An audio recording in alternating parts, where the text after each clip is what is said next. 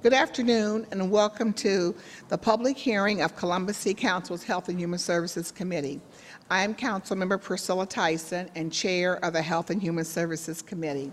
Before getting started, I want to make everyone aware that this hearing is being recorded for rebroadcast on CTV, the Columbus Government Television Channel 3. The rebroadcast schedule is available at www.columbus.gov. The topic of this afternoon's hearing is Minority Health Month, which occurs in the month of April. Minority Health Month allows us to highlight and discuss the health disparities among particular groups and residents in our community, the services available to these groups, and the city's ongoing efforts to address these disparities and to enhance overall health equity in the city of Columbus. Before we begin, I would like to explain to our viewing audience the origins of Minority Health Month and why it has become such a critical time in our community. It was created in 1989, in April of 1989, and Minority Health Month is an annual campaign which focuses on health awareness and disease prevention in minority communities. In short, the 5 goals of Minority Health Month are to provide crucial information for individuals to practice disease prevention, to promote healthy and active lifestyles, to showcase the resources for and the providers of grassroots health care and information, to bring attention to the desperate health conditions between Ohio's minority and non-minority populations, and lastly, to gain support for ongoing efforts to improve minority health year-round. Central to the mission and the message of Minority Health Month is the fact that certain groups carry a disproportionate burden with regard to the incidence, prevalence, and mortality of certain diseases and health conditions. These are commonly referred to as health disparities. Health disparities are not limited to any single disease or health condition and are both measured and monitored through the use of public health data. Most health disparities affect groups who are marginalized due to their socioeconomic status, their race and ethnicity, sexual orientation, gender, disability status, geographic location, or some combination of these factors. Individuals in minority populations tend to have limited access to resources that many of us take for granted, such as healthy foods, reliable and secure housing, quality education, safe neighborhoods, and freedom from racism and other forms of discrimination. The purpose of this afternoon's hearing is to learn more about the illnesses and social determinants that disproportionately impact minority communities, as well as review some of the programs and services that Columbus Public Health is pursuing to fulfill its mission to address the health disparities that exist within our community. And we will have several guests today presenting on an array of issues that impact minority health. I will bring up our first speakers and begin the presentations. I just want to say it really is great to see all the individuals and the staff that work for Columbus Public Health.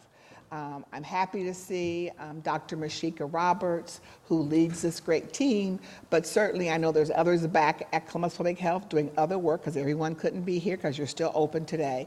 But just to see the commitment of Dr. Roberts, your leadership team, and each of you to be in council chambers today, besides the individuals that are making the presentations today, but also all the other teams that are here. This is really important to me because health equity is something that is, if we're looking at race and equity, I think that for me, initially to look at the issue of health in terms of race and equity. And so I'll be happy to work with you, Dr. Mashika Roberts, your entire team on health equity in Columbus Public Health. So it's great to see the body that's here today. And so with that, I'm going to turn over the presentation to Ryan Johnson, Director of the Office of Minority Health. Ryan, the floor is yours. Thank you so much, Councilmember Tyson, and good afternoon to you. On behalf of my colleagues that are here this afternoon, I definitely would like to say thank you. Thank you for the opportunity to have a conversation focused on minority health and its issues impacting our community. Thank you for the opportunity to discuss the wonderful work of Columbus Public Health and all of our staff. Columbus Public Health is charged with ensuring conditions in which people can and will be healthy. Again, my name is Ryan E. Johnson. I'm the Program Director for the Office of Minority Health. The first part of this afternoon's agenda is going to center around the social determinants of health and the data. Social determinants of health, we will review the definition, we'll provide an overview, and discuss some key concepts so everyone is familiar, especially for the listening audience. The data that we will share will center around life expectancy, mortality, overweight, obesity, smoking, STIs, violence. The second part of the agenda, we want to take a slightly different approach this year, so we'll discuss programming specifically through the lens of the social determinants of health.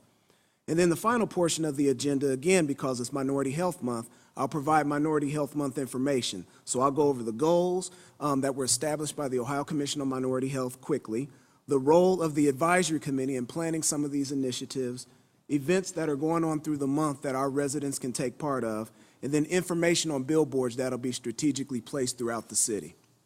So let's get started. And I want to talk about good health. Good health is impacted by more than individual decisions and genetics. It involves having choices to make better decisions. It's more than just the absence of disease. It's more than just access to health care. As people, we understand that there are things that are outside of our control and beyond our biology that may or may not affect our health. The availability of housing that's safe and actually somebody can afford it. Access to quality health services, quality of education and job training, public safety, even social norms, attitudes regarding discrimination based upon race or sex. These are the social determinants of health, the circumstances or conditions an individual is in that affect health and or quality of life. According to the Centers for Medicare and Medicaid Services, and I'll refer to this quite a bit, known as CMS, a health-related social need is a community service need that can be linked to health care. CMS has outlined health-related social needs in 5 core areas, and that's what we're going to focus on throughout the presentation: housing instability, food insecurity, transportation, utility needs, and interpersonal violence. Social determinants of health are mostly responsible for these health inequities, the unfair and unavoidable differences in health statuses seen within Columbus zip code areas. Some of those factors affecting opportunities of our residents for this particular health includes education and job opportunities, living wages, healthy foods, crime, violence, social disorder, social support interactions, transportation, residential segregation. So this illustration I wanted to include helps us to understand what the root causes are that result in this disparate health outcomes. The picture on the left shows the impact of food deserts, substandard living, and the conditions affiliated with that, stigma and segregation. Now let's take a look at the picture that's on the right-hand side. This is what happens when social networks are strengthened and communities develop a sense of empowerment. Now, this particular slide I definitely like. It's one of the favorite ones of my 105 slides I have for you today. But equity and equality are 2 strategies we can use in an effort to produce fairness. Equity is giving everyone what they need to be successful. Equality is treating everyone the same. Equality aims to promote fairness, but it can only work if everyone starts from the same place and needs the same help. Equality is the assumption is that everyone will benefit from the exact same supports. Equity. Individuals are given different supports to make it possible for them to have equal access. And then liberation. No one needs support. Why? Because the cause of inequity was addressed. And so, as far as inclusion, communities are transformed when everyone can fully participate in the process. When we talk about liberation and inclusion, as you can see on the slide, there is no fence. And honestly, that's what we're striving for. Columbus serves proportionately fewer Hispanics and more African Americans than the national statistics. In terms of our African American community, we're about 25% of the population. However, 46% of African American population is experiencing homelessness. We're about 1.5 times more likely to have a high school diploma. We are 2 times more likely to be unemployed and 2 times more likely to be in poverty. Now, we'll focus on the data as it relates to the social determinants of health. And I want to refer to Healthy People 2020, and it states that social determinants of health, and I quote, are conditions in the environment in which people are born, live, learn, work, play, worship, and age that affect a wide range of health, functioning, and quality of life outcomes and risks. Specifically, in terms of Franklin County, more racial groups are growing faster than the majority white population. The largest minority population group is African American at 23%. Asian and Hispanic are the second largest, both at 5% in growth. Over 10% of our residents were born outside of the United States. Resettled refugees come from Bhutan, Somalia, Iraq, and Burma. And one in 8 children 5 years or older primarily speak a language other than English in their household. Yes, sir. Now, as far as life expectancy, it's often used as an indicator of the health status of the population. Health outcomes such as life expectancy are impacted by personal behaviors, economic, and social conditions.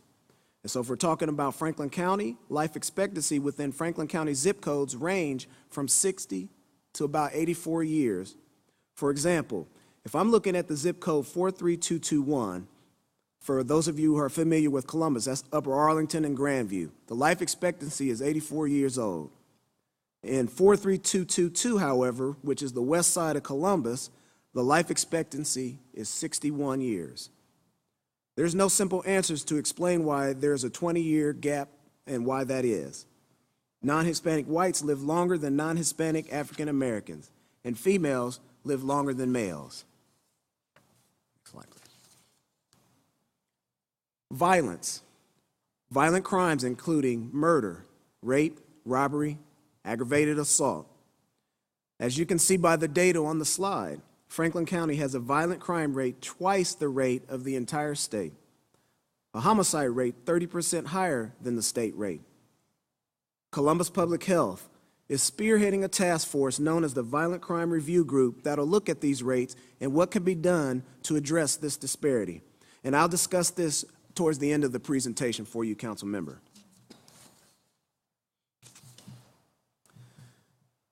In looking at this slide, there are no real disparities between African Americans and whites when looking at chronic disease prevalence. However, and there's always a however, there are significant differences when looking at mortality due to chronic disease. Notable difference between African American and white Americans among causes of death include diabetes, hypertension, and kidney disease death rates for African Americans. They're all 2 times higher than the death rates for white Americans. So again, there are no simple answers for these disparities. Like other health outcomes, these can be impacted by the social determinants of health, access to care, implicit bias. In terms of syphilis, there are significant disparities in syphilis. Specifically, African American men are disproportionately impacted compared to white women and white residents. In terms of chlamydia, the chlamydia rate for Franklin County is significantly higher than the rate for Ohioans. African American women are disproportionately impacted compared to men or white residents. And as far as living with HIV, African American men are disproportionately impacted compared to women and white residents. The risk factors most commonly associated with HIV diagnosis is men who have sex with men. For almost 2 decades, Franklin County and the African American infant mortality rate has been 2.5 times higher on average than that for our white population. So if you look at it like this, in 2017, if there were no disparity, 57 African American babies would still be alive. In terms of prenatal care, from 2015 to 2017, while 80% of pregnant white women receive prenatal care in their first trimester, only 60% of pregnant African American and Hispanic women received care.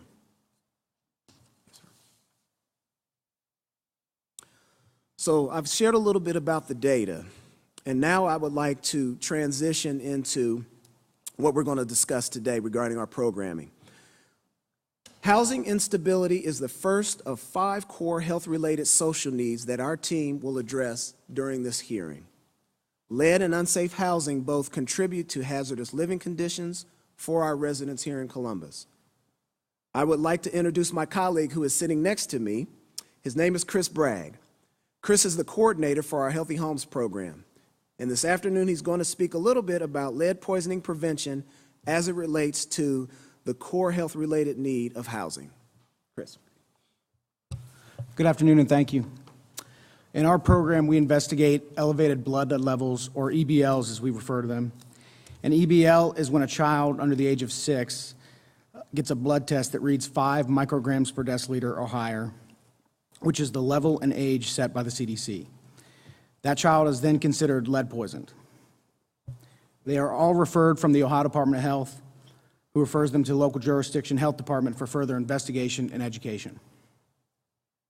Of those homes that we find lead-based pain in, we refer them to the Department of Development Lead Safe Columbus HUD grant, which can then control lead hazards if the owner applies and qualifies. Otherwise, the owner would be responsible to control those hazards. A brief overview about lead. Lead is a naturally occurring element in the earth and has been in use for a very long time. When ingested or inhaled, it can be toxic and affect nearly every system in the human body. It can cause slowed growth and development, hearing and speech issues, behavioral problems, and reproductive issues, which all may be irreversible. The main problem is children are being poisoned by lead-based paint and other items around their homes. Paint and soil are typically how they are poisoned, but ceramics, jewelry, cosmetics, and certain things bought internationally are also a cause of lead poisoning and can be more difficult to identify. Because of lack of testing and education, many parents are not even aware their kids are being poisoned or that lead is even an issue. Lead-based paint was banned in 1978, so that pre-19 housing stock is a major issue. Typically, children living in poorly maintained homes, rental properties, are being poisoned, and those in lower socioeconomic status groups bear the greatest burden. Next slide, please. Who is eligible for our program is children under the age of 6, so 1 through 5, that have a positive venous blood test of 5 micrograms per deciliter or higher, and cases must be referred from the Ohio Department of Health. In addition to that, we provide education on lead to anyone in the community in need and have a certified phlebotomist on staff to provide additional testing if a family cannot get tested in a timely manner. Next slide, please. This map is a map of Franklin County produced by the Ohio Department of Health to identify smaller geographic areas where you'll notice some of the darker shaded areas are higher rates of lead poisoning. Typically, we're in the Hilltop, Franklinton, near east and south sides, as well as the Linden area. Next slide, please. This is a few pictures from our door-to-door outreach and lead clinics, all in high-risk areas in 2017. We held 4 lead clinics this past year, distributed 4,200 door hangers to residents' homes, mailed almost 3,000 postcards to WIC clients, passed out just over 2,000 promotional flyers made available at community locations and events. 1,600 informational cards were distributed by Columbus Public Health staff and other programs. And we were also able to provide blood testing to over 50 pregnant women and children. Next slide, please. This past year, more than 60 properties have been referred to the City Attorney's Office for legal action.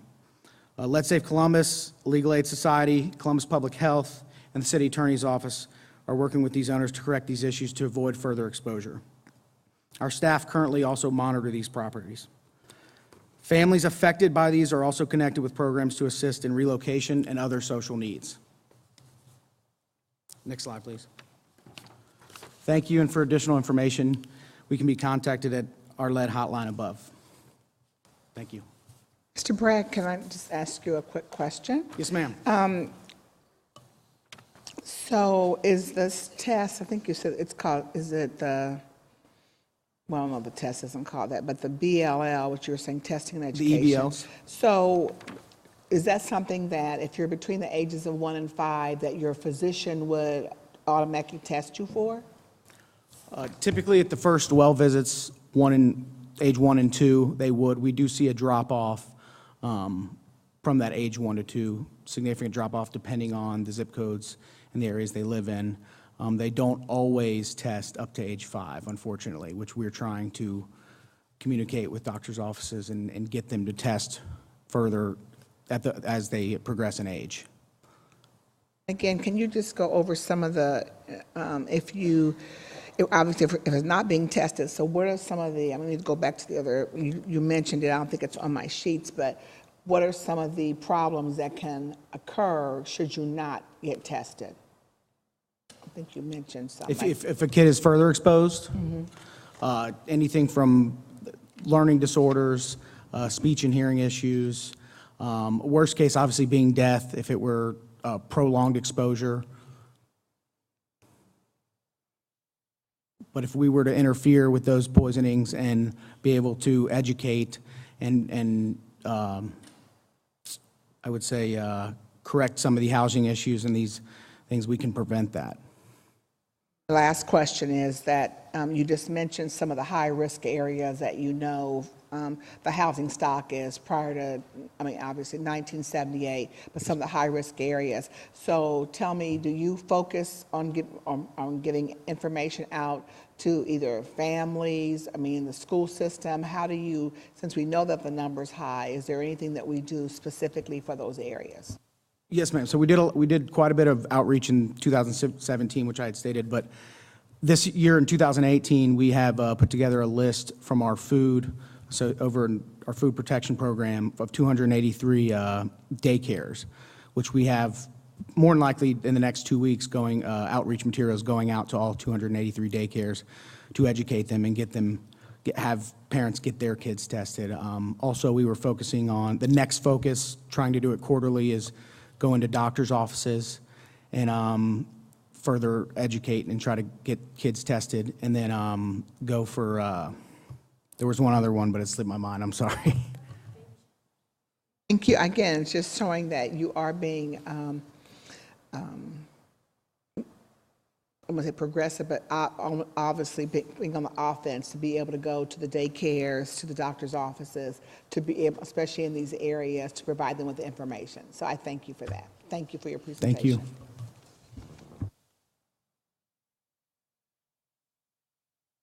Oh, I guess I got to turn this on, sorry. As we continue to discuss housing as a health-related social need, my next colleague will be discussing smoking in multi-unit facilities. The Creating Healthy Communities program focuses tobacco initiatives in identified priority areas in our city. And those priority areas include Far East, Linden, near Northland, South Side, and West Side neighborhoods. These neighborhoods are chosen due to these communities having the highest prevalence of smoking within Franklin County. With an average of 28% of adults in the priority areas are current smokers, as compared to 22% in Franklin County if you're looking at it overall. Amber Jones is part of our chronic disease team and will share with you work surrounding smoke-free initiatives as it relates specifically to housing. Good afternoon. Good afternoon. Thank you. My name is Amber Jones, and I am the Creating Healthy Communities Program Manager, facilitating smoke-free initiatives throughout the city in housing and smoking cessation resources. Smoking and tobacco smoking and tobacco use contribute significantly to chronic disease, disproportionately burdening the most disparate communities of Columbus. Residents' affordable housing are more at risk because of higher rates of smoking among low-income populations and decreased ability to move if affected by secondhand smoke. The Columbus Public Health's Creating Healthy Communities program includes a focus on housing, a social determinant of health, and utilizes smoke-free policies as a strategy to ensure clean and healthy living environments for Columbus residents. To date, the program has provided smoke-free living options to 81 public and private communities, therefore impacting over 19,000 individuals. To be sure the smoke-free policies are successful, technical assistance is provided to property owners, managers, and residents. CPH staff will work one-on-one with property owners and managers to assess current policies, provide model tobacco and smoke-free policy language, as well as provide smoke-free signage. Residents are supported to successfully uphold the smoke-free housing policies to avoid violations and evictions by providing tools and cessation resources. CPH will conduct resident meetings before the policy takes place in order to make sure that all residents are aware of the new policy and that they too adhere to the policy. If needed, residents are also linked to cessation resources and social services. The goal is to support all residents, those who smoke and those who do not, throughout the entire process by creating supportive atmosphere that will protect health and improve lives. Along with smoke-free housing initiatives, we also expand and promote smoking cessation services through the Tobacco-Free Collaborative and the Freedom from Smoking trainings. The Tobacco-Free Collaborative is facilitated by Columbus Public Health and Franklin County Public Health, and is composed of a network of organizations, businesses, and community members building support for tobacco prevention, cessation services, in Columbus. Priorities of the collaborative include expanding smoke-free housing and smoke-free public space options, increasing youth tobacco prevention programming, education to the community and dangers of the secondhand smoke and third-hand smoke, and the coordination of smoking cessation services to the public. A success of the collaborative has been the development of the Quit Today brochure as a comprehensive listing of all tobacco cessation programs in Franklin County, as well as serving as the Coalition for the Community Cessation Initiative grant, an initiative to decrease in tobacco quit rates. The Freedom from Smoking training is an opportunity brought to Columbus residents through a partnership between the American Lung Association, public housing agencies, and Columbus Public Health. The goal of these trainings are to empower residents to offer cessation support within their own communities and possibly within their own housing complex. By attending the training, community members are trained in facilitating smoking cessation support groups, which are made freely available to the community residents. Columbus Public Health's role is to help coordinate the Freedom from Smoking trainings as well as with the recruitment for these trainings.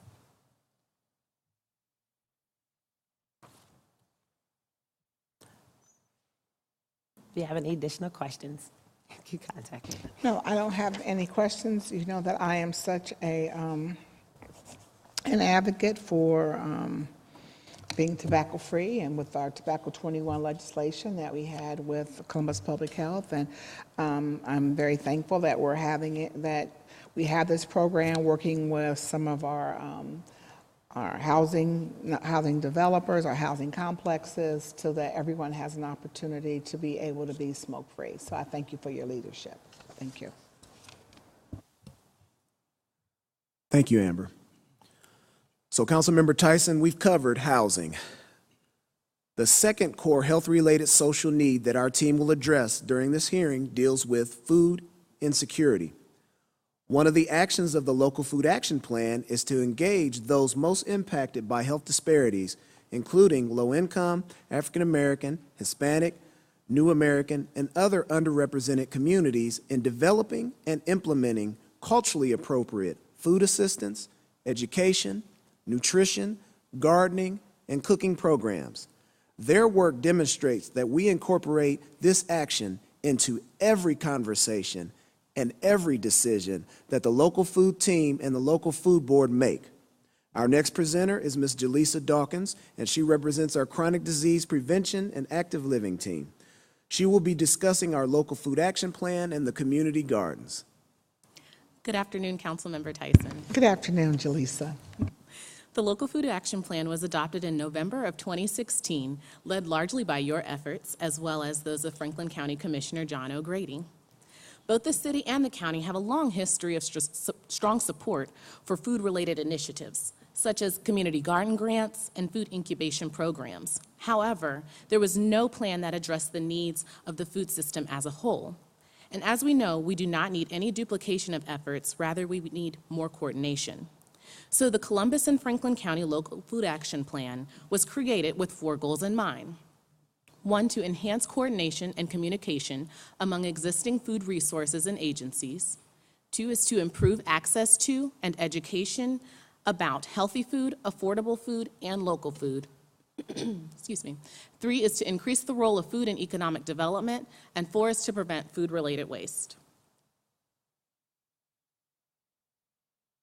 2016 was all about writing and adopting the plan, and 2017 was about building the structure to support the implementation. To guide implementation efforts, a 12-member local food board was formed. Great concern was taken to appoint members that represent the diversity of Columbus and Franklin County communities. 1/3 of city appointees are ethnic minorities, and all represent organizations that have great impact in our communities of color. With your support, my position was created to increase community engagement, specifically in our communities that are traditionally underrepresented and underserved in the local food system. At the end of 2017, the local food board voted to launch 2 project teams that will lead implementation of 2 actions in the local food action plan. One project team will be tasked with establishing a formal farmers market management collaborative to serve the city of Columbus and Franklin County. The action aims to make healthy food, affordable food, and local food more accessible to residents living in communities that lack consistent access, which we know are disproportionately our communities of color. We are working with farmers market managers to find ways to connect residents in low food access communities to farmers markets, and to provide increased access to nutrition incentives like double SNAP dollars at markets. The second project team is looking at developing tools and resources for local food businesses. We have identified and will be engaging stakeholders representing underserved and minority communities to address specific issues minority food system entrepreneurs may face. The Local Food Action Plan specifically calls for efforts that increase the capacity of gardens to grow food for our neighborhoods. In 2017, 23 out of the 36 community garden grants were awarded to gardens in Celebrate One high priority areas, which are where there is a high infant mortality rate. And this was 61% of the $30,000 of the total city dollars that were spent on community garden grants. In 2017, the grant follow-up reports, it was stated that the great majority of gardens shared their produce with residents in their community. The last point I would like to mention is about Columbus City Schools. They serve 53,000 students, 77% of which are racial minorities. Because a large percentage of Columbus City School students qualify for free meals by USDA standards, the district is able to offer free breakfast and lunch to all of their students.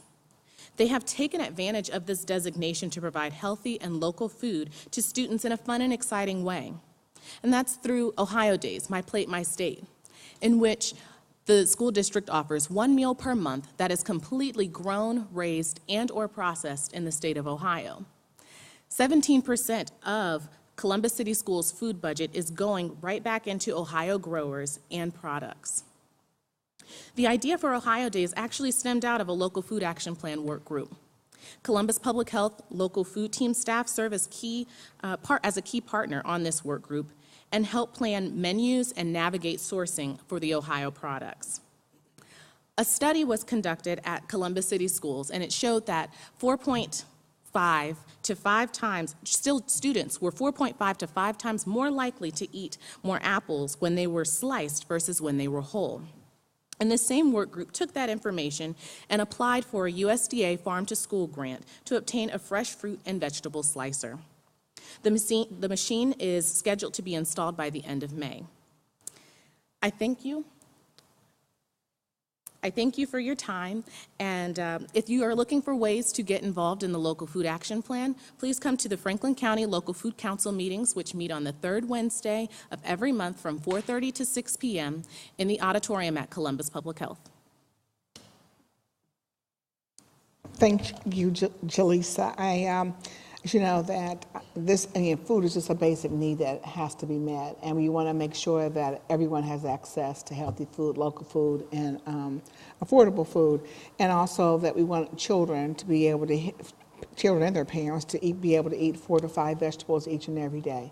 And so by having the local food action plan, certainly, and focusing in on minority, different ethnicities in our community to make sure they have access to that food is critically important, and to people having their very best quality of life. And so I do appreciate the work that you're doing. I am excited about, as you know, the processing line that will be within the Columbus City schools, because we want to make sure that children do have access not only to the apples but all the other vegetables that they will be able to slice and be able to have access to our children.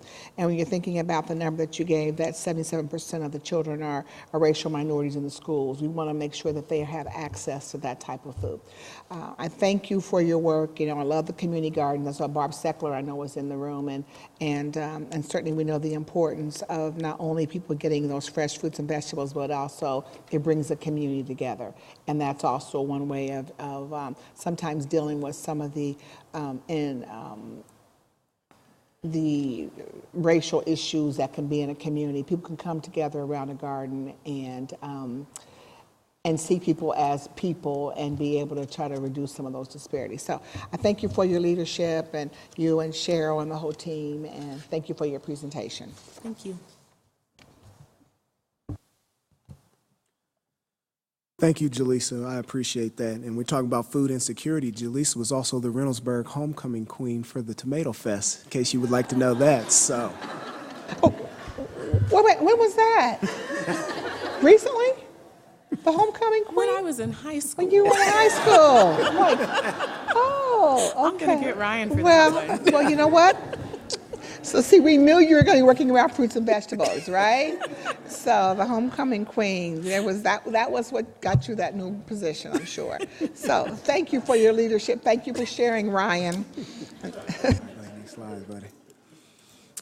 All right, in Franklin County, 18% of households are food insecure, and that's about 1 out of every 5 households in our county.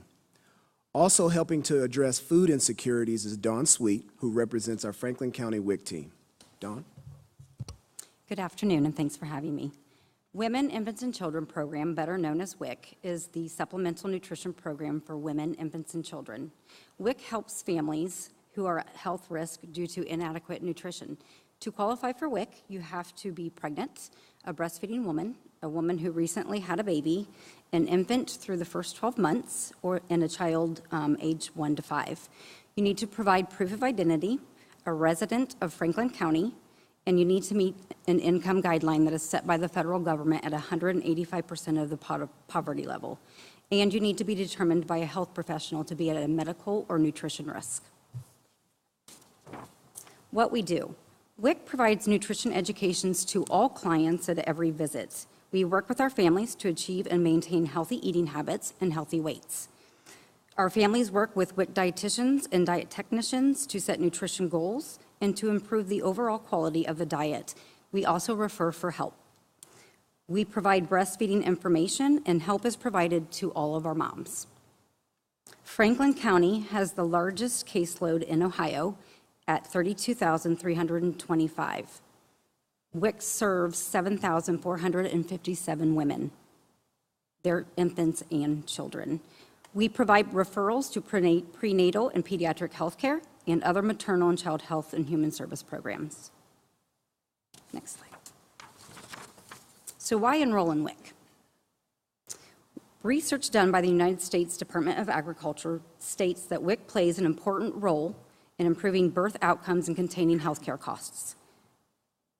WIC, by enrolling in WIC, it helps improve pregnancy outcomes by providing or referring to support services necessary for full-term pregnancies, reduces infant mortality by reducing the evidence of low birth weight, provides infants and children with a healthy start in life by improving poor or inadequate diets.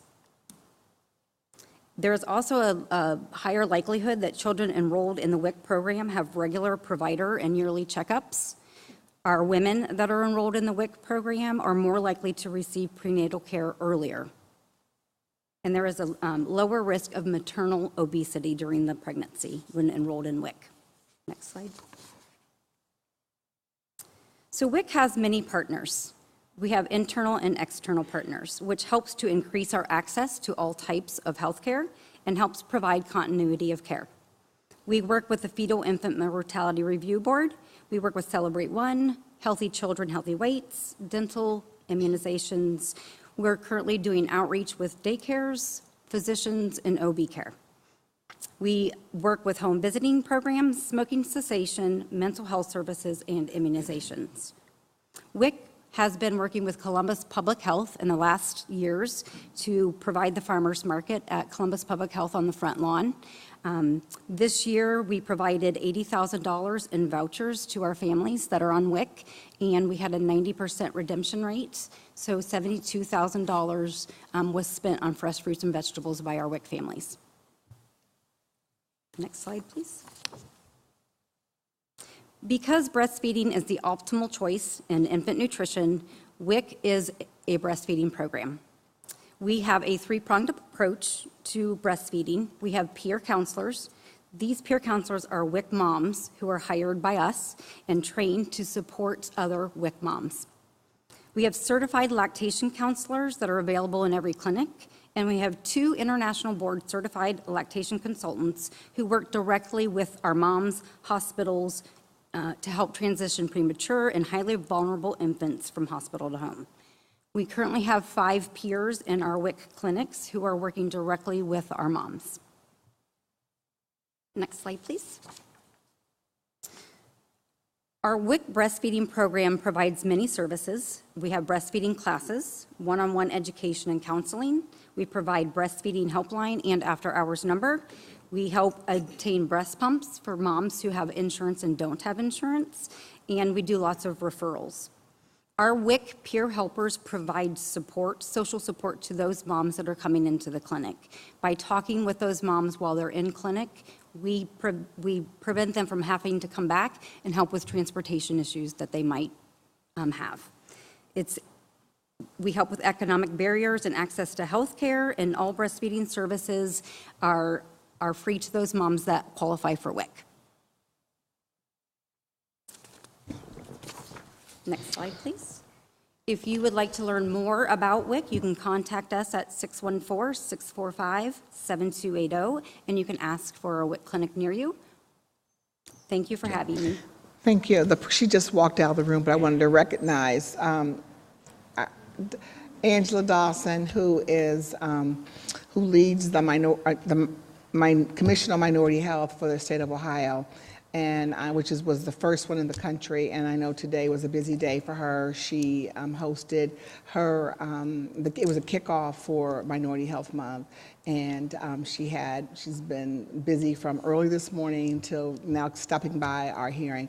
Thank you. I know that you also give a grant to Columbus Public Health for minority health, and hopefully as you were able to sit in council chambers for this amount of time, that you're able to hear the work that Ryan, his team, and the whole, and everyone from Columbus Public Health, their commitment to minority health in the city of Columbus. I don't know if you want to say anything before you run out, or.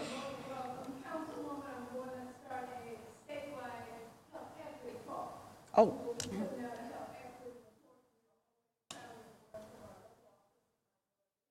Thank you. Thanks for stopping by. Thank you.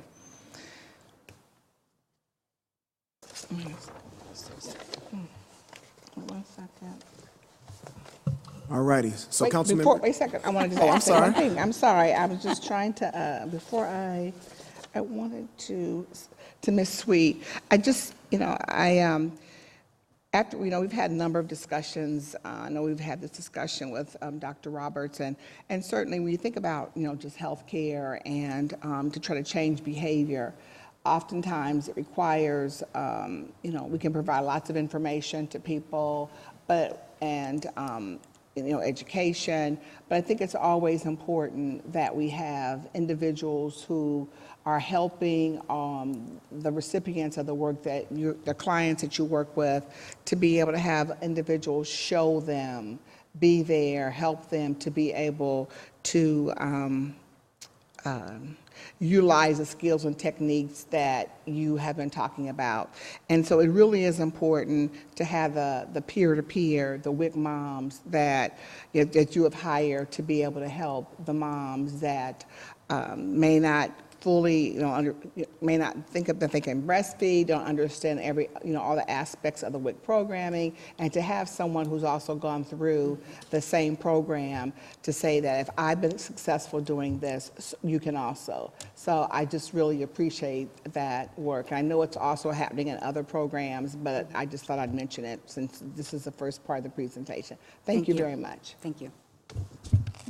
All right, Ryan. All righty.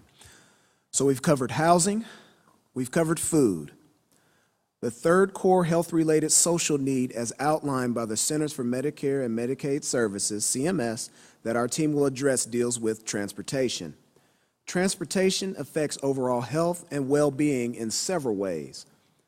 Access and connectivity, the ability to get health care, jobs, school, child care, social services, the grocery store, parks, libraries, and other destinations impacts health behaviors.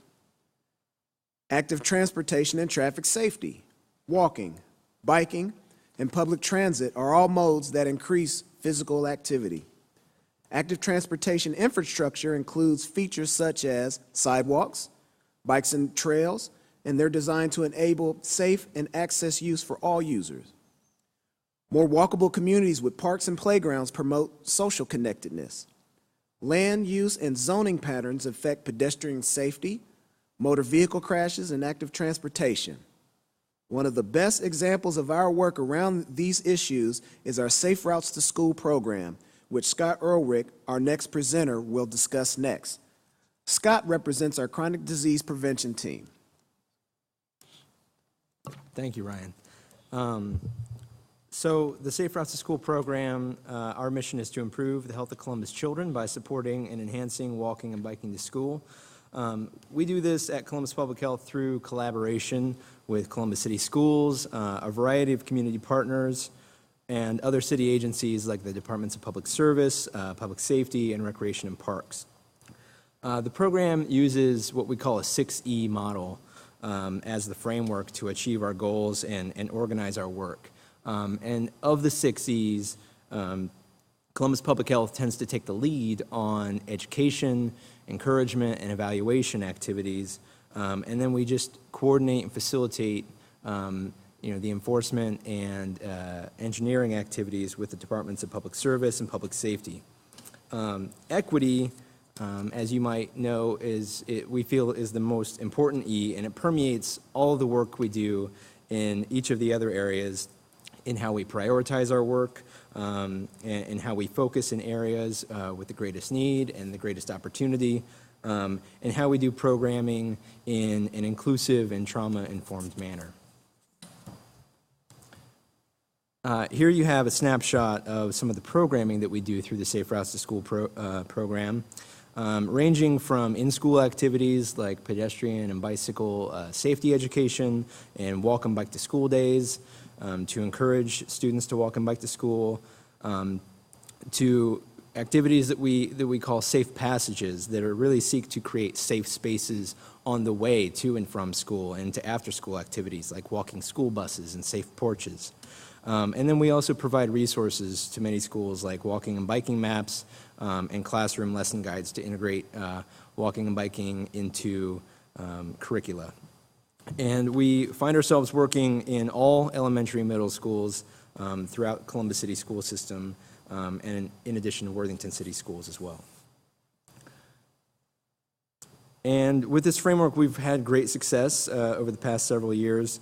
Just over the past year, we've reached thousands of students at many schools in the district, but we simply don't have the capacity to be in all schools. So we also work to build the capacity of the schools and community members to get them involved in the program and train them on how to implement some of the programs that I've described. And this has proven not only to be very time and cost effective strategy, but more sustainable over the long term. by empowering our partners and community members and institutionalizing the program within the schools. Looking to the future, we're already continuing on that progress. We actually used a health impact assessment process to prioritize 15 schools that we call focus schools, where they had the greatest health, safety, and socioeconomic need. So we focus our work on those schools, and we make sure we're in those 15 schools each year. Already this year, we're in those schools, and we're in 10 additional schools that have already reached out to us, and we expect that number to grow as the year goes on. And we have a lot of new connections and partnerships that we are working on. The CARE Coalition is a great example, and we've got some exciting things in the work with Columbus Police, Keep Columbus Beautiful, Recreation Parks, and other partners. We also are excited that this Safe Routes to School framework is being used to extend to other destinations beyond schools. So we're making sure people throughout Columbus have safe routes to parks, safe routes to healthy foods, and we're even working with the WIC program to make sure those clients have safe routes to get from where they live to those clinics. We also make sure students have access to bike helmets to protect their head and their health.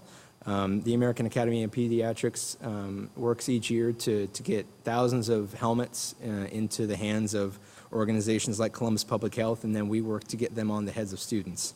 We do that at things like Bike to School Day and our bike rodeo education days. And we've also developed signage, as you can see on the slide, that we've placed at more than 40 schools near bike racks that have, or near schools that have bike racks, that educate students on safe helmet fitting and to encourage them to wear helmets. And we've worked with the schools to create a helmet portal and referral system so that if they know a student rides a bike and doesn't have a helmet, or doesn't ride a bike because they don't have a helmet, we are able to get a helmet in the hands of those students and those families. And to contact us about this program, I just oversee this program, but the day-to-day work is done by Catherine Swidarski. She's our Safe Routes to School program manager, and her information's on the slide, but mine is as well. So thank you, and if you have any questions, I'm happy to answer. Scott, I have one question. So how did you determine your 15 focus schools? So there were a lot of different indicators that went into that, but they all kind of fall into the buckets of health, safety, and socioeconomic status. Socioeconomic status being probably one of, there were several indicators that just went into that one kind of composite indicator, and I can get you that information if you'd like it. Thank you. Great job. Thank you. Thank you, Scott. Transportation has been a topic of conversation across multiple channels, and we know that there are specific barriers for those seeking medical care. Emily Fisher is representing our Neighborhood Health Division team and will also be focusing on the third core health-related social need as it relates to transportation. She'll be discussing access to health care. Thank you, Ryan. Good afternoon. The Access to Care program works to enhance and support policy and system improvements to expand access to health coverage and medical services for Columbus residents. The program is best known for its management of the Resource Room, which is a location at Columbus Public Health that provides free in-person enrollment assistance for residents who need help enrolling into Medicaid or Marketplace coverage. And that service operates in partnership with Primary One Health, Franklin County Job and Family Services, and Southeast Healthcare Services. In 2017, Columbus Public Health received designation from the Ohio Department of Medicaid to provide presumptive eligibility, which is a form of temporary Medicaid coverage for clients who have applications pending through Job and Family Services. This allows eligible clients to leave with same-day coverage, whereas a traditional Medicaid application without presumptive eligibility can usually take about 4 to 9 weeks for someone to be approved, which is particularly impactful when we think about transportation because Medicaid offers transportation services to their members. As you can see through this slide, the need for enrollment help has increased over the years despite the uncertainty of healthcare at the state and federal level. In 2017, enrollment assisters served nearly 1,400 clients seeking Medicaid or Marketplace assistance in our resource room. We do know, however, that coverage does not ensure access to care. So in 2017, the Access to Care program began to focus more on health literacy as a barrier to care, which we will discuss further. Next slide, please. Sorry.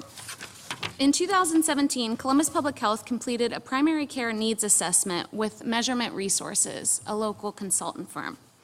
As community leaders came together to discuss topics related to access to care, there was consensus that health literacy could be a contributing factor to transportation issues and access to care more generally. Residents may not be aware of services that are offered to them through their health plans or through the city's public transit services, or they may not know how to request those services.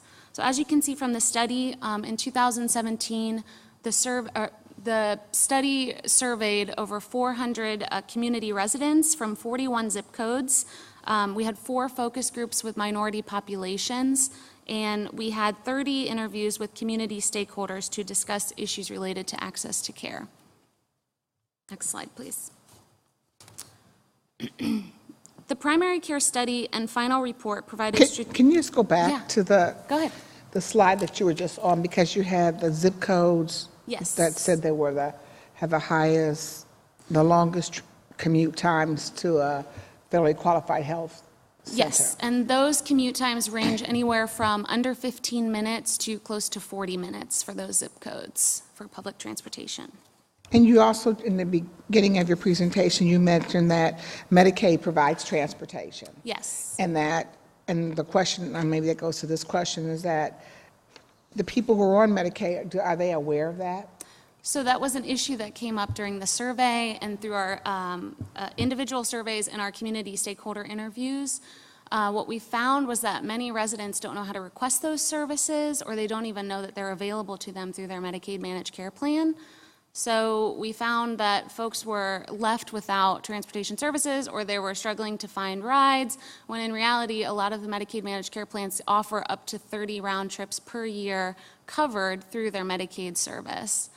So we're looking at health literacy as a barrier to care because these residents don't necessarily understand the services that are available to them through their Medicaid coverage and how it impacts their access to care through transportation.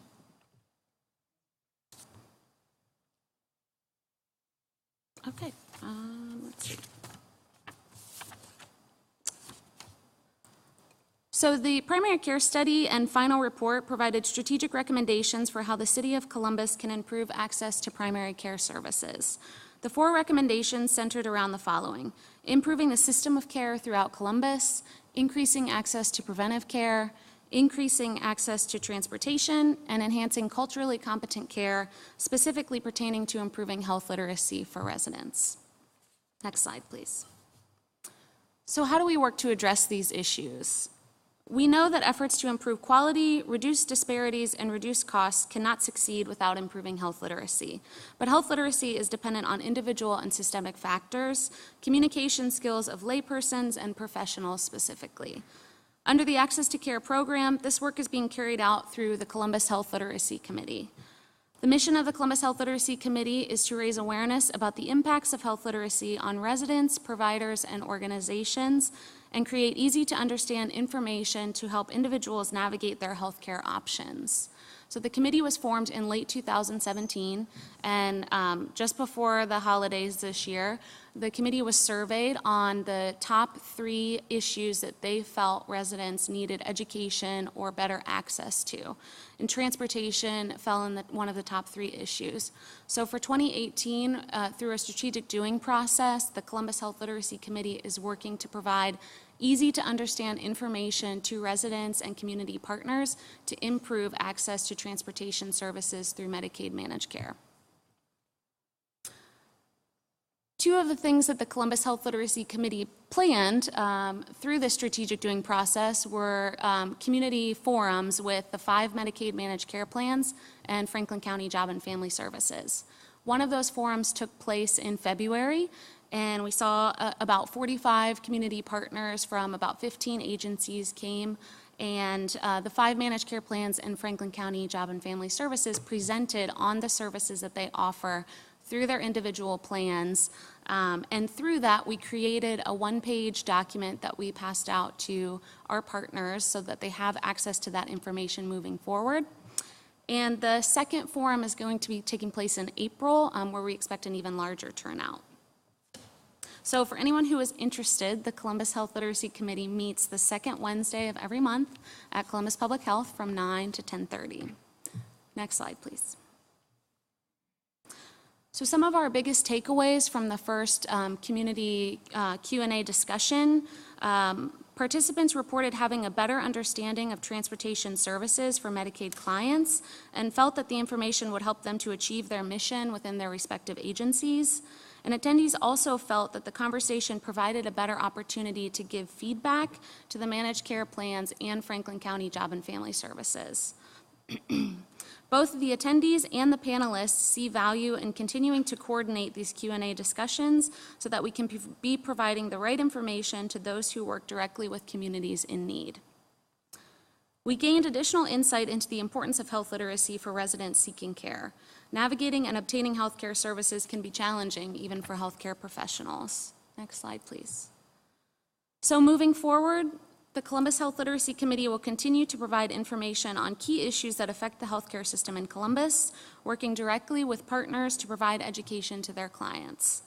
Through our committee partnerships, we will continue to coordinate these meetings and outreach with partners to educate and connect residents to resources. Transportation will be an ongoing conversation throughout the community and throughout the year, and as changes unfold, we will continue to share that information through our committee. For those who are not aware, Health Literacy Month is in October, so the Columbus Health Literacy Committee is focusing its efforts on coordinating some events for Health Literacy Month. And we will revisit the conversation around transportation by engaging agencies such as CODA and Empower Bus and bringing them in to talk with our community partners and committee members about the services that they offer to Columbus residents as well and how that can improve access to care for our clients and the greater community. This will be particularly pertinent as open enrollment approaches because open enrollment is usually in November, so we can tie the importance of better, clearer communication with greater access to not only coverage but care moving forward. We feel that these messages are best carried out by those who work directly in the community, so we will be coordinating efforts to bring community health workers to the table to discuss how they will be impacting access, how they're currently impacting access to care for residents, and how we as a community can continue to be a resource. Next slide, please. So my contact information is listed here if you have any questions. Also listed is the card that we pass out to residents and partners as well about the services that we offer at Columbus Public Health to provide access to health coverage and primary care assistance as well. Thank you. Thank you, Ms. Fisher. Access to care is certainly one of the if you're thinking about, as you know, minority health, access to care always comes up to be one of the #1 issues as to why people aren't coming and utilizing the healthcare system. And so, one, I appreciate the initiative at the Columbus Public Health in this regard, #1. #2 is excited about the information. I know it's, even though it's in the transportation portion, I think it's great. I would love to see we're going to try to come to the next hearing because I'm interested in having a better understanding of all the work that's going on in the Literacy Committee. And we would love to have, if you could send us a document that you gave out at that meeting would be very helpful, because I think that as we're out talking to community residents and also working with nonprofit organizations, I think all of them should have that type of document. So, absolutely. And we can coordinate that, but thank you. Yes, thank you. Thank you, Emily. Okay, we've covered housing, we've covered food, we've covered transportation, but running water, gas, heat are the things we need every day in order to maintain our good health. Many of our community have challenges associated with utilities, or as we say, keeping the lights on.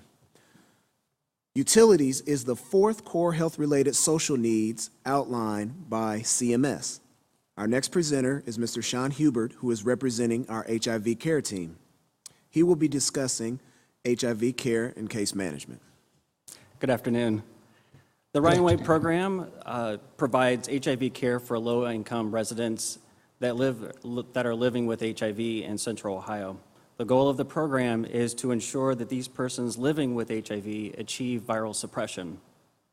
Once virally suppressed, the likelihood of an individual infecting another person with HIV is less than 10%.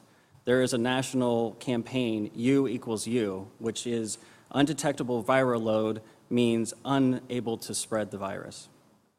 During fiscal year 2017, approximately 2,300 individuals were touched by the Ryan White program.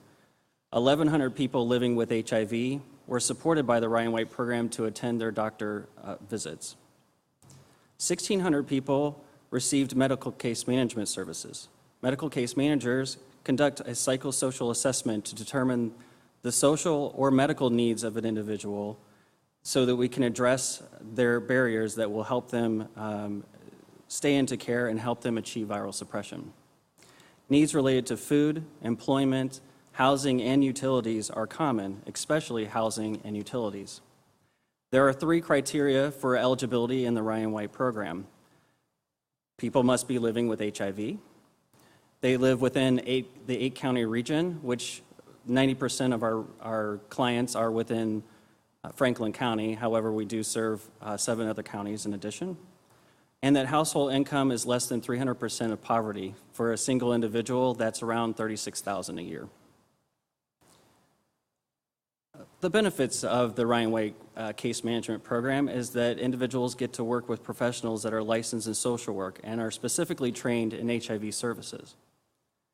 This assistance from the professionals can include medical care, medication adherence, mental health, medical transportation, or emergencies such as housing and utilities. All of these services by the case management are at no cost to the client.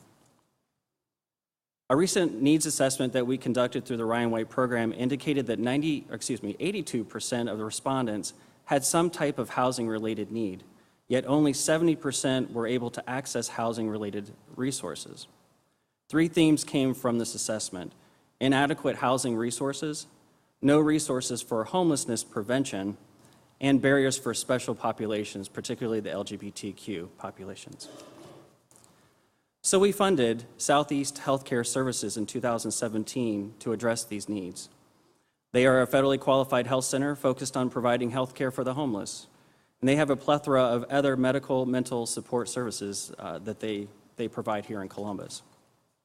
The particular program, Success in Housing, offered services between March 1st and December 31st, 2017 to 450 clients. These clients received housing plans that would help them sustain their housing. Ryan White is a payer of last resort, meaning that if there are community resources within the community that could pay for other utilities or housing services, those must be utilized first, and the housing case managers help our clients to identify those.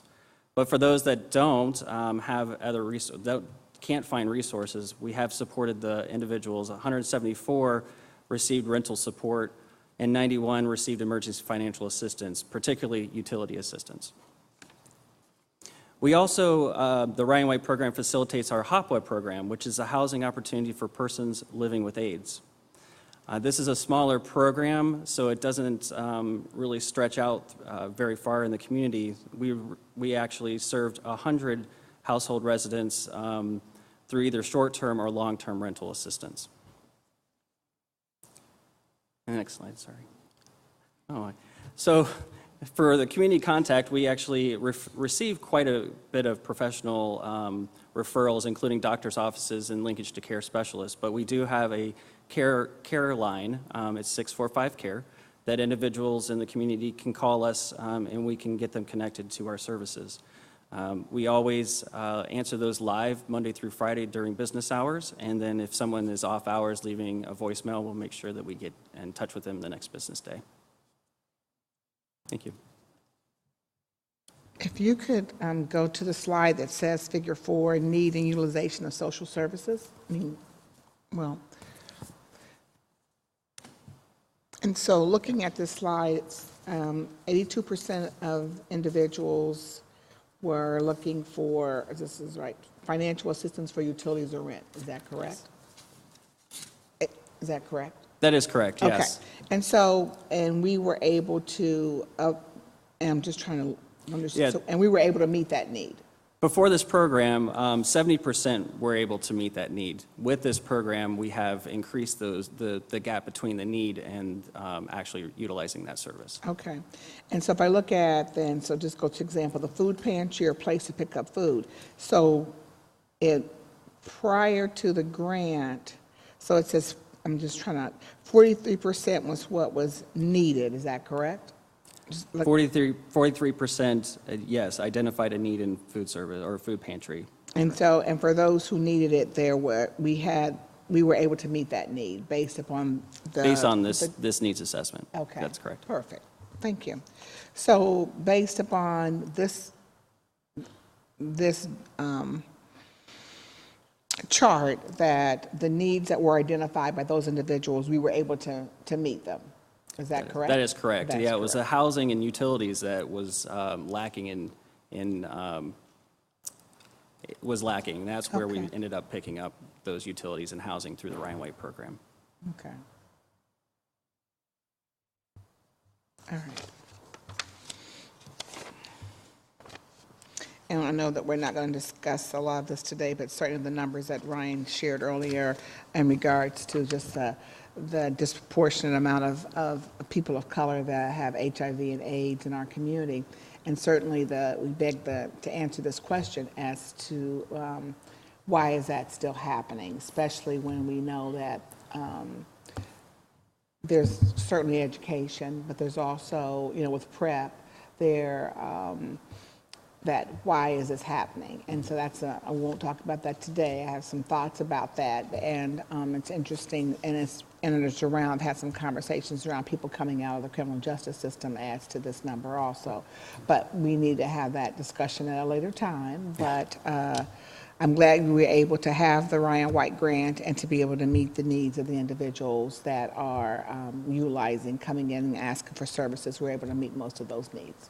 We would love to have that discussion with you. Yes, we do need Thank to you have very that much. discussion because it's been one that's ongoing, and it's just thinking about why is this happening. Also, is it, if it's cultural, of course, that's could be one issue, but I have had some discussions with some people who says, well, it's not just that. There's some other factors that are going into that. So we'd love to have that discussion. Thank you.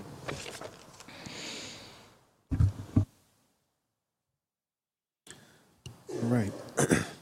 Marion Stuckey is our next speaker. She is representing our Neighborhood Health Division team and will also be focusing on the fourth core health-related social need as it relates to utilities. She'll be discussing our social work prescription program. Thank you, Ryan, and good afternoon. So I'm very grateful to have this opportunity to share more with you regarding the Neighborhood Social Work Program. So the goal of our program is to connect residents with needed community resources. This includes connections to housing and shelter, food pantries, and senior services. The Neighborhood Social Work team consists of 5 social workers, and we have regular programming within the community at various sites. We also provide brief social work consults for various city partners, including EMS, Code, and the Pride Centers. We also have an internal social work structure called Social Work Scripts, which I'll talk more about today, as well as a 24-hour voicemail line. We call that the Social Work Helpline. In addition to that, we offer many programs within the community around navigating social services and mental health and trauma. Next slide, please. The Social Work Scripts program is an in-person social services consult program, and it's designed to work with clients directly referred from CPH clinics. 2 important aspects of the Social Work Scripts program is that it helps clinical staff consider and screen for the non-clinical components of a patient's care. It also provides on-site assistance for partners to begin connecting with resources as soon as possible. Due to other barriers such as transportation and access to a phone, this highlights the importance of having assistance in-house readily available for patients as they need it. The shortage of affordable housing continues to be a large barrier for the clients that we serve. Much of the frustration and concern comes from having long wait lists or even closed wait lists at many of our community partners. And so having to make the decision to go to a shelter is often a very difficult one, but has to happen at times. So in addition to the Social Work Scripts program, we offer various resource lists, and we keep those up to date so we can share just up-to-date information on what's available for clients around Columbus. So additionally, utilities are also a very big challenge for our clients. We were able to successfully connect one client, and I'll tell you a little bit more about that. So following a fire in his garage caused by arson, actually, we had one client who had to get assistance to get the structure torn down, and he didn't have the funds for that. So with the stress was mounting because he had to make a decision between getting his structure, the garage torn down, or paying his electricity bill, which was due to be shut off due to non-payment. He was deciding also between food. He didn't have money for food as well. So we were able to assist the client in getting an appointment with Impact, a local agency that helps with utilities. This was ultimately allowing him to keep his electricity on and get on an income-based payment plan that was able to help him get both his gas and electric under control, and he got a new thermostat as well. And additionally, we were able to help him with getting assistance with getting his garage removed as well. So this story illustrates the importance of just providing that one-on-one assistance with people, and also that just being knowledgeable about community resources.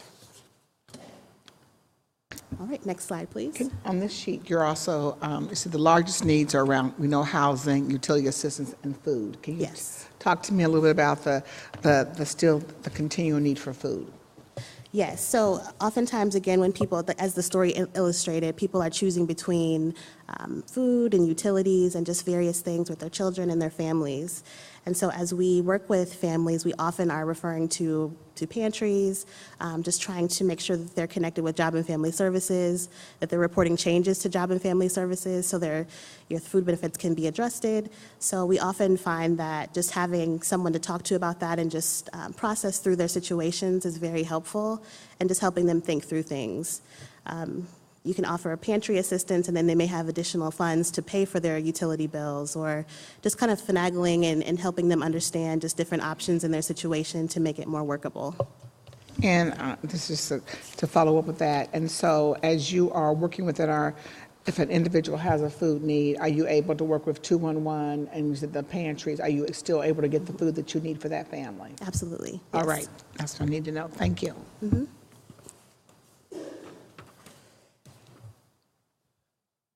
All right. The fifth and final core health-related social needs as outlined by the Centers for Medicare and Medicaid Services, CMS, that our team will address deals with interpersonal violence.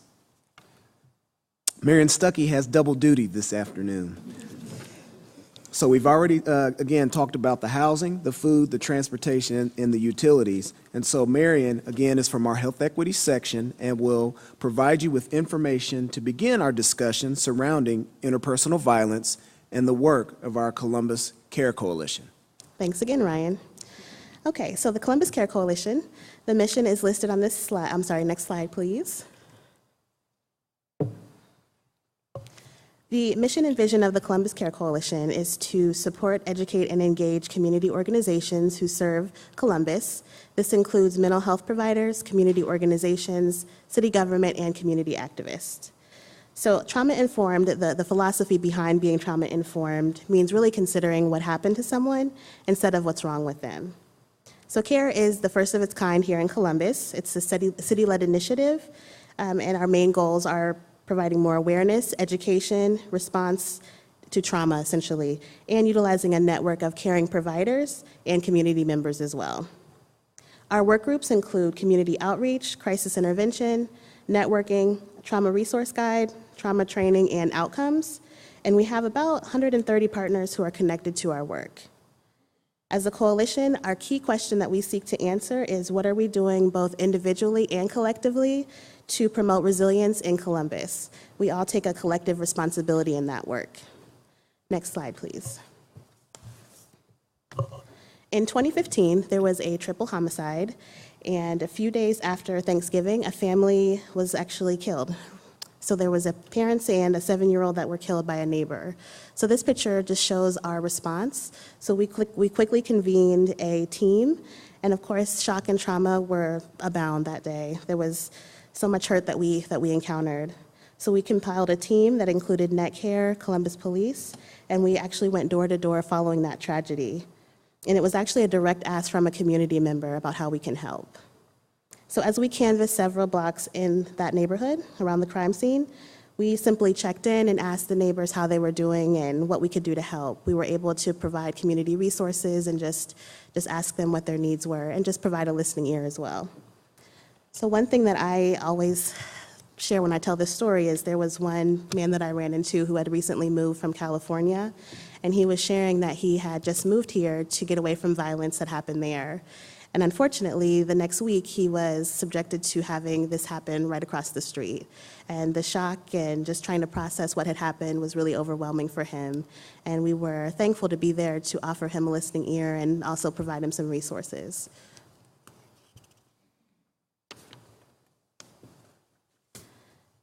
The image here shows the transition of a community in a traumatized state to a resilient one. So you'll see that there's a lot of isolation, a lot of hopelessness and numbness. Gun violence, domestic violence, and other forms of trauma are present. And there's this sense that this always happens here. This is kind of our, this is our norm. This is what happens here.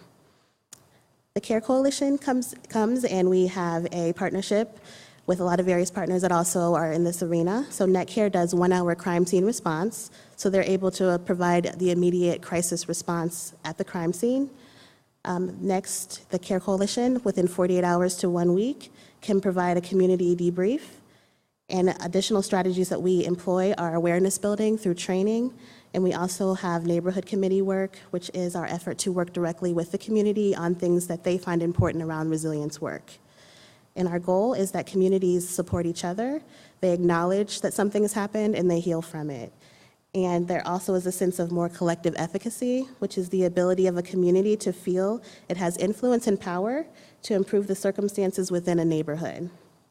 So the reality is trauma happens to all of us generally. It's about 70% after a study that was done, and I'll talk more about that, but 70% of us will experience something traumatic or emotionally upsetting within our lives. And it's really important how we deal with that and what supports are in place. The premise of CARE is to acknowledge trauma and provide resources. This is a different way of operating for many communities where grief is usually kept very personal. So it's a different way of dealing. Violence, of course, continues to plague many communities, and all forms of violence have a profound and harmful impact on individuals. The CARE Coalition's network also includes professionals working on various fronts around violence. This assists in making quick referrals and getting resources for those we serve. We also serve to create more awareness of childhood trauma through our training initiatives. The ACE study is Adverse Childhood Experiences. It was a monumental study that happened in the 90s that showed the correlation between childhood trauma and poor health outcomes, including heart disease, obesity, and substance abuse. The ACE study screened for various forms of abuse and traumatic incidents in adult patients, including sexual, emotional, and physical abuse, mental illness in the home, incarcerated parents, and domestic violence. Awareness and screening of trauma helps indicate appropriate treatment options and address the root cause instead of just the behaviors we're seeing on the surface. Next slide, please. To directly respond to trauma, including violence, we provide services that are outlined here in this slide. So we do direct family outreach. This includes the CARE referral process. Our social worker works directly with the next of kin and provides resources for the family. We also have a partnership with the APPS program. They send us referrals following a traumatic incident, and we also would do direct home visiting in partnership with them. We offer a community debrief process, and this is with the National Organization for Victims Assistance model, and that is essentially going door to door to announce that we'll be doing a debrief and hoping that the community will come and join us and just kind of talk about what happened and acknowledge it. And lastly, a door-to-door check-in is just an initial method to just kind of introduce ourselves and just make sure people know that we care about what they experienced. Next slide, please. So there's been a few successes that we've had, and I'd like to share them with you. So we had a 2-day foundational trauma training, and we were excited to have over 400 people that were involved. And that process was the kickoff to a 6-month training process called Trauma Responsive Care. And we actually just completed that in December and became certified. We also are working in partnership with CPH's health advisory committees to do our neighborhood committee work. Each month, we work to reach door-to-door outreach, and we've done over 2,000 doors to date. We've also trained 46 individuals in that NOVA crisis response model, and we've done 13 support clinics, which was just, again, offering that support on a community level following something happening within the community. Next slide, please. The Neighborhood Social Work Team serves all of Columbus through direct community outreach and by receiving referrals from, again, both Code, EMS, and other city partners. Our clients come from all neighborhoods around the city. The Columbus Care Coalition's membership is open to everyone. Meetings occur on the 4th Thursday of each month, and the coalition is piloting in Linden and Hilltop. Throughout 2018, we will be providing special programming, including engaging the faith community through summits and forums, doing door-to-door outreach, and creating a social media campaign. While we do have a special focus in Linden and Hilltop, really our coalition is about all of Columbus. We will provide trauma-responsive care trainings all around Columbus, as well as networking events. We've done documentary viewings around different documentaries that focus on trauma and resilience, such as Paper Tigers and the movie Resilience, as well as doing crisis intervention all around Columbus. Collectively, both programs, Neighborhood Social Work and the Care Coalition, are a resource to vulnerable community members. Through information sharing and connecting with community resources in the Neighborhood Social Work Program, and providing education, crisis support, and creating more awareness of trauma and resiliency through the Care Coalition. Next slide, please. To reach the Neighborhood Social Work Program, you can reach us through the 24-hour social work helpline, which is listed. And for the Care Coalition, you can reach us at 645-6248 or on the website. Thank you. Thank you, Ms. Stuckey. See, last week I had hearings over the course of 2 days with all my social service agencies that we fund, and one of them happens to be NetCare. And we really were excited about the presentation. And one of the questions I asked, except they're all hitting their goals, so I need to ask that question. I need to ask the question, where were what were the success stories? What's the success story? And then what are the gaps? What is still needed? And during that presentation, it was, and maybe you can share with me if this is something that you're saying, but so I know that when NetCare comes out to these different situations with the Columbus Police, you're there, et cetera, but after you have, go to your slide, so once you've given like the direct family care, based upon a situation, then, and you realize that they continue to need more services. So tell me what happens after this first direct outreach, what happens next? Absolutely. So one of the benefits of our coalition is we have a variety of mental health providers that are on our coalition, and we've been really working to create what we call a warm handoff process. So we'll make the initial visit with the family, and if we identify that they are needing long-term ongoing services, we'll link them with a mental health provider that can meet those needs for them. So again, that's really one of the benefits is creating those relationships with providers so we can work with them directly to get someone linked into longer-term supportive care or therapy. You finding that that you're able to, I mean, when you give them that, when you connect them with the other agency, are they able to receive services in a pretty quickly?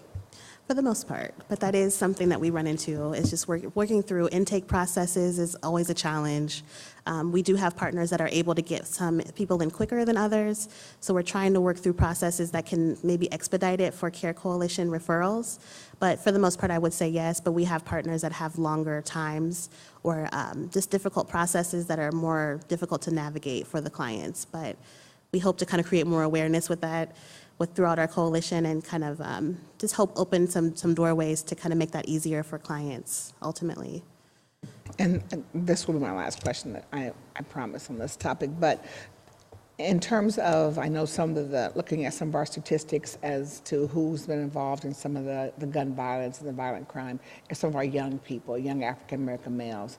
And so are we able to get their family, or if they have other younger siblings, do you find that we have the resources to get them the help that they need through Nationwide Children's Hospital or whatever or either other nonprofit human service organizations that are focused on our young people? I would say yes. Once we have contact with them, we do have the partnerships to support them. I think making contact and making sure that they trust us and they begin to just kind of be more open-minded about the process.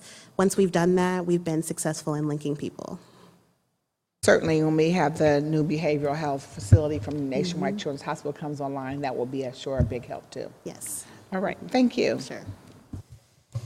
And thank you, Marion, for your double duty. I owe you lunch. So actually, as Marion just stated, interpersonal violence situations can result in physical harm and affect one's emotional well-being, impacting their overall health, both adults and in teens. To discuss our teen outreach program, our next presenter, Ms. Chelsea Varnum, is representing our Youth Wellness Initiative. Hi, and thank you for having me. You're welcome. I'm glad that you're here. I manage the Youth Wellness Initiative, where we work to improve sexual health and wellness for adolescents ages 12 to 24. We use a positive youth development model and utilize this to have multiple approaches to improving sexual health.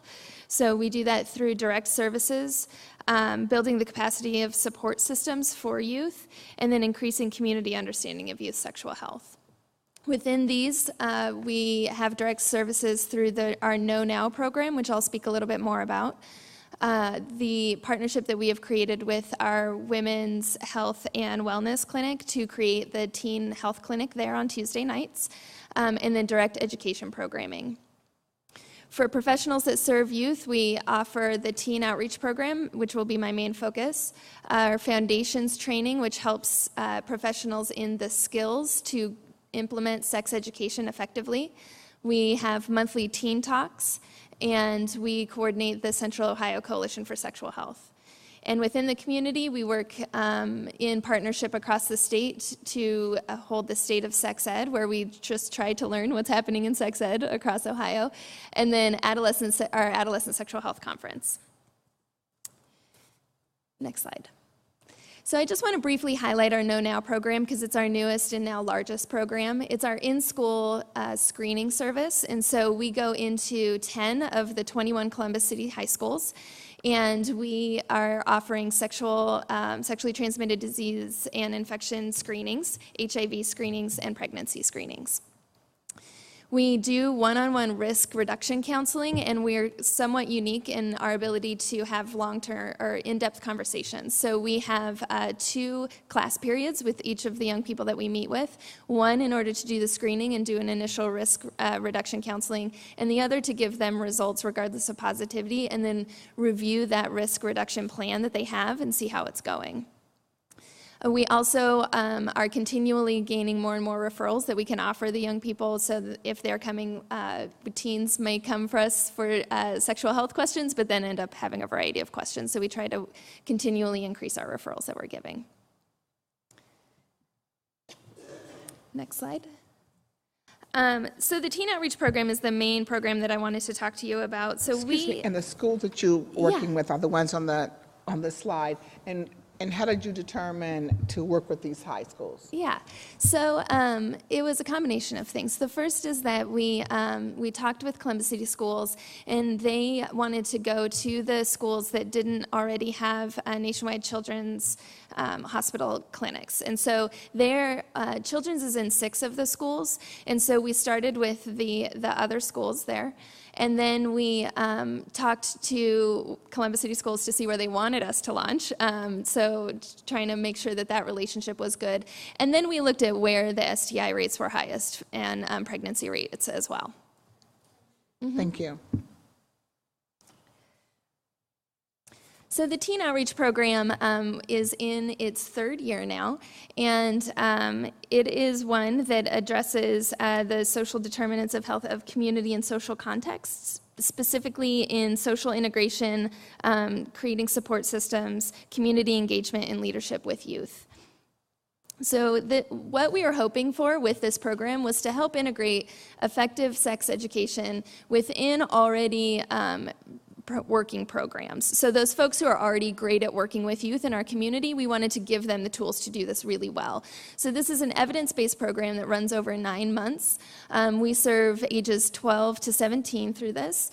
And what we do is we meet weekly and implement a top curriculum that is highly peer-to-peer focused and dialogue focused. They also have 20 hours of community service that they learning that they do throughout the year. And then they have a unique training, the facilitators have a unique training to always be working on critical thinking as we go through values-based and highly sensitive conversations. We reach our outcomes through social emotional learning, building life skills, building a positive sense of self, and connection to others and community. Currently, we're implementing at the YMCA, Directions for Youth and Families, Kaleidoscope Youth Center, and All That, which stands for Teens Hopeful About Tomorrow. Next slide. So while we're not specifically monitoring violence prevention or measuring violence prevention, we do align with many of the CDC's best practices for violence prevention programs. So our main one is that we have a lot of lessons on emotional management, goal setting, communication, teamwork, empathy, and problem solving. A couple of examples of that are for our younger youth, we talk about our emotions and how they can rev up like engines and how we might rev them down, and sort of figuring out those triggers that might rev us up and then those practices that can rev us down. Others would include for our older youth, what are your values and how do you want to live those as you're an adult, and then having a mock auction to try to get those values and then talk about what are those steps that we can do to live those values in the future. And then we also have a variety of lessons that we can implement on relationships, healthy relationships both with friends and romantic relationships, but we also talk about families and how to manage those as well.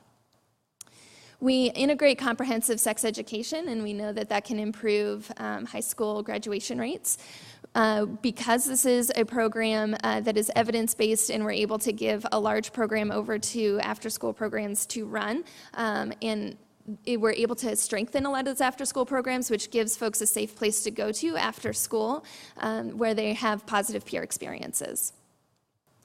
We also promote positive relationships with caring adults, and then we build an increased sense of belonging, especially within community. We do a lot of community mapping, community needs, and then helping young people see that they are effective members of the community that can create change in a positive way. Next slide. So we haven't received our data back from this year because we're still running, but last year we served 127 youth who served 22 hours of community service that ranged from events like volunteering at the Ronald McDonald House to neighborhood cleanup to making PSA videos on sexuality and pronoun use. Through our surveys, we have found that the mass majority of folks who do go through this feel that they have made a positive difference through their community service learning, have learned to deal with challenges and difficulties because of that process, felt a sense of belonging, and felt physically safe within their program. We have trained 76 facilitators since we started, which is a large number for how many youth we serve, but that's because many of the programs that we partner with find that they like our approach to youth work so much that they train all of their staff regardless of their implementation. Next slide. I've included my contact information, so if you have any additional questions, feel free to contact me. Yeah.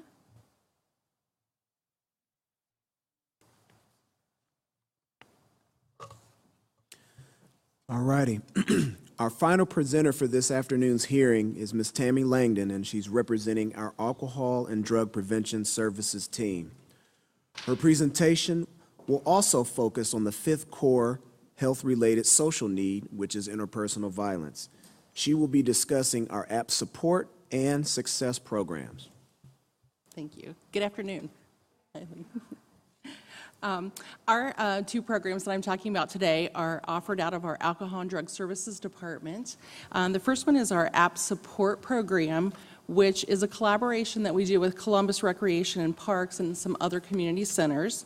And we engage with our target population of youth ages 14 to 24 that likely have experienced poverty, drug and alcohol abuse, and community violence. And our goal is to build relationships with those youths in the rec centers by providing mentoring and role modeling, small groups whenever possible, and drug and violence-free activities and events that are done in the rec centers. Next slide, please. In 2017, we served over 3,000 unique clients who received multiple services at the rec centers. And those included those drug-free social recreational activities that go on a regular basis at the rec centers, educational presentations for drug and alcohol prevention, referrals for services with basic needs and looking for jobs being the most highly requested things, small groups using a life skills curriculum, and mentoring. We have 3 staff that work with the Recreation and Parks Apps program staff as well on Thursday, Friday, and Saturday evenings. Our goal really is to make connections with those youth so that they will continue coming into the rec center and see it as a safe place to interact with trusted adults. Next slide. Programming is provided at Barrick, Beatty, Douglas, Glenwood, and Linden rec centers. Again, as I said before, the programs are primarily done in the evenings on Thursday, Friday, and Saturdays. And any youth ages 14 to 24 are eligible to participate. Benefits of them coming to this program are providing consistent, positive adult mentors. We're hoping to build resiliency and positive coping skills and providing them a safe location to engage in social activities. Next slide. Next slide, please. I'm sorry. And how to participate in the app support. Again, any youth 14 to 24 can walk into those listed rec centers to participate. And any other community-based sites that are working with those age groups and those transitional ages can contact us regarding app support at their locations. And they can contact me at that listed information. Our second program is Success Through Healthy Choices, which is actually a school-based and community-based prevention groups for ages 14 to 18, both males and females. It's a 12 to 16-week curriculum group that we do, providing using the Safe Dates curriculum that helps youth build skills regarding dating violence and making healthy and safe relationship choices. Youth often will participate in a risk reduction plan throughout this group, looking at their past high-risk behaviors and discussing how to decrease their risks moving forward, including how substance abuse can increase their risk for violence and unhealthy relationships. In 2017, 99% of our participants that completed the group were able to identify risk reduction behaviors for their own relationships moving forward. Participation in these groups are open to any youth ages 14 to 18 with parental consent in Columbus schools and Worthington School District that are partnered sites with us. Most of these youth are self-referred, or they'll come with their friends after they've heard about a school presentation regarding the group. And it's appropriate for any youth to learn more about healthy relationships. So students, parents, or schools that are interested in these groups can contact me at this information. How many schools are you in presently? We are in 35 schools and community sites, and our success program is in 12 of those.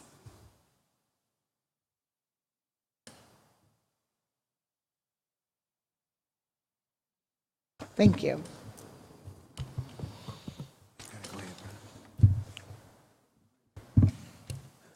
Councilmember Tyson, before I provide closing remarks, I wanted to take just a few moments to provide just some brief information about the Office of Minority Health, because it is Minority Health Month.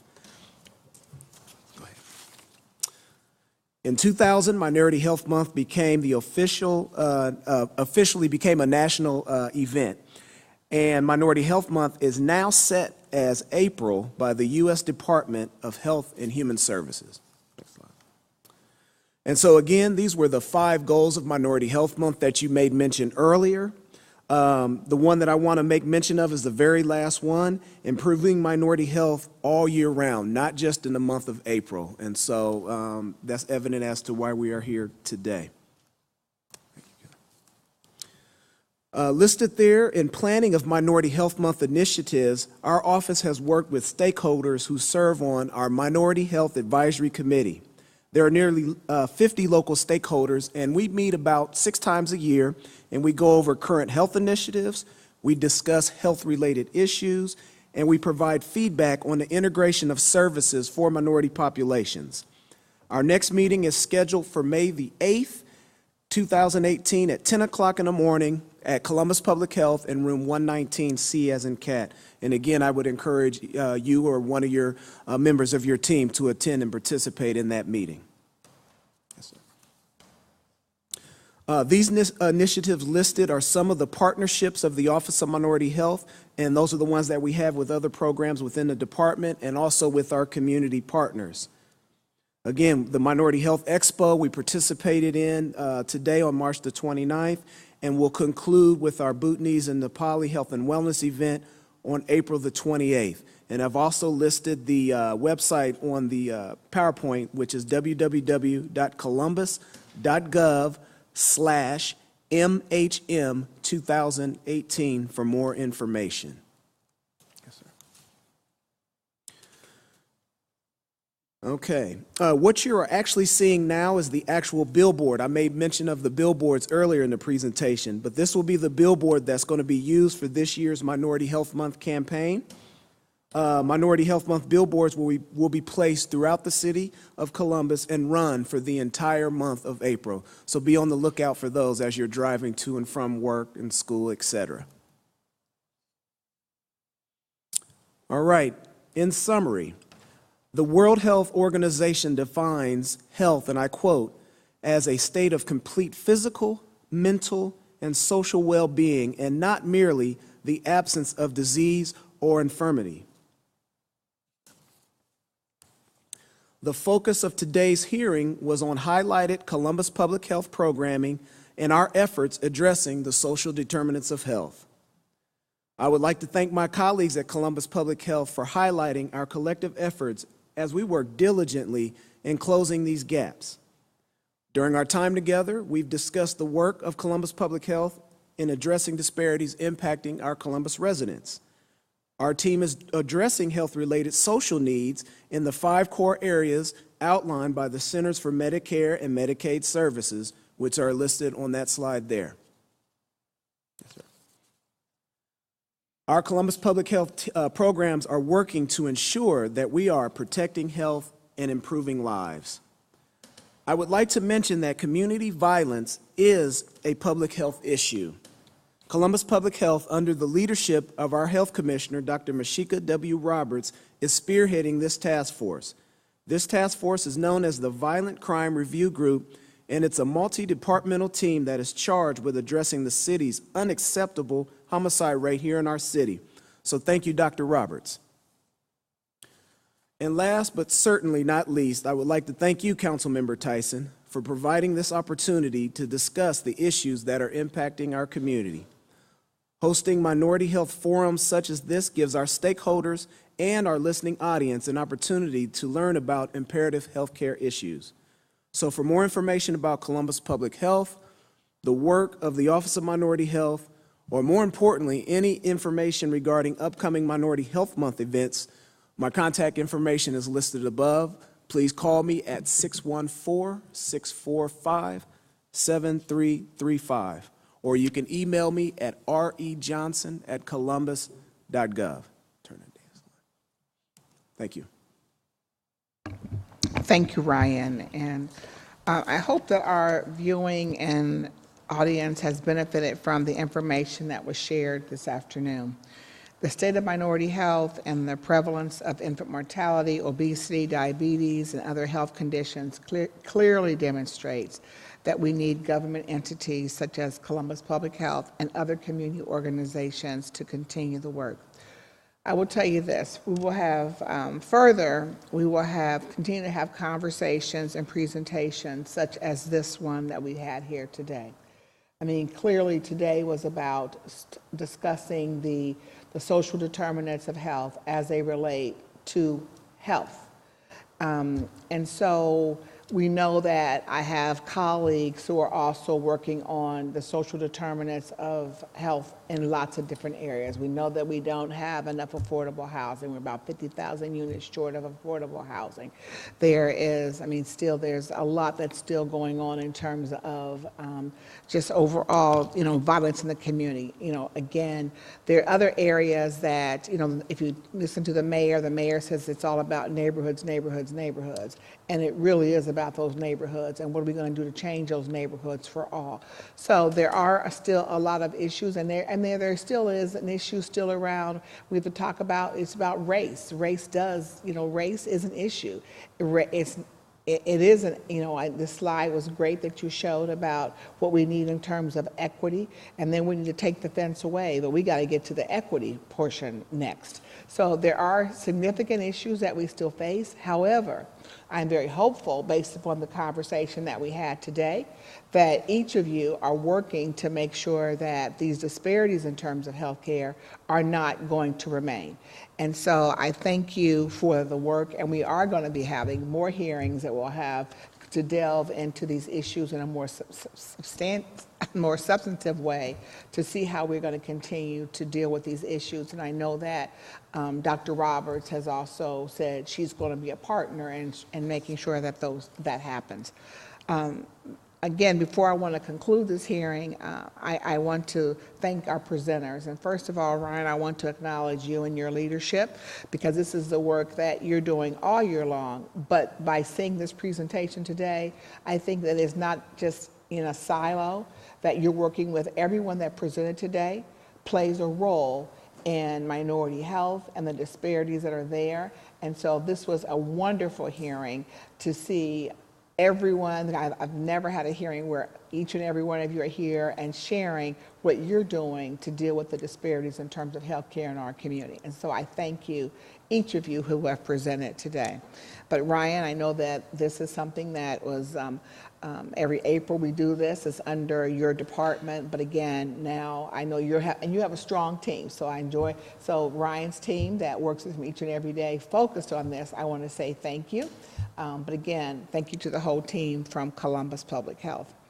To all the presenters, and I'm going to say your names because I think it's important to say, you said your names, but I need to say your names for being here and sharing.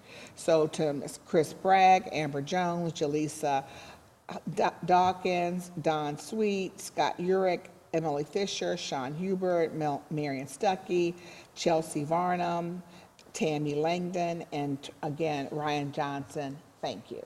Thank you very much. You play a critical role in addressing these health disparities. I appreciate the work that you do each and every day, but on many issues you provide invaluable information to our policymakers about what needs to be done and how we can enhance our services to our residents. I also want to thank the following people for their work. The professionals at CTV who work so hard to prepare for and broadcast these committee hearings. They were with us 3 times. The 3rd time CTV has been with me today and my team. They were with me earlier at the Columbus Recreation and Parks and Cultural Arts Center for the artist that's here from Genoa. And so you guys, if you have an opportunity, we have an artist here from Genoa that is doing a exhibit of 1,000 Faces of Genoa, but he also is going to take 1,000 Faces of Columbus because that's our oldest sister city, and there'll be an exhibition in 2019. So look for that information and get your pictures taken over the next couple of weeks, and so your faces will be in Genoa in 2019. So that's one. They're with us there. They're with us over at the Ohio Minority Health kickoff today, and they did I think a PSA for with Dr. Roberts, myself, and now they're here. So I really want to thank them for 3 times of being with us today.